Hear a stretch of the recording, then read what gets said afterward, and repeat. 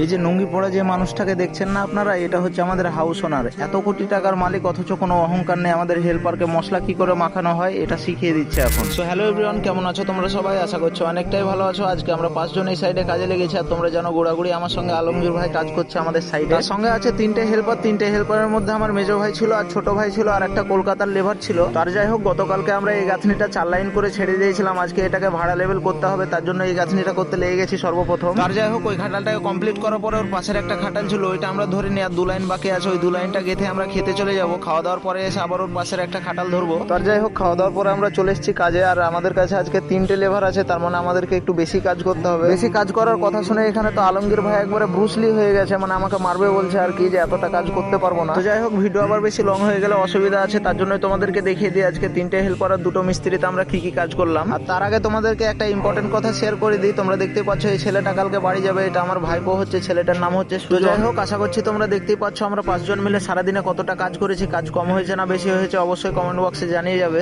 So guys, আজকের mini ব্লগটা এখান থেকে শেষ করছি। দেখা হচ্ছে আবার পরবর্তী একটা ভিডিওতে।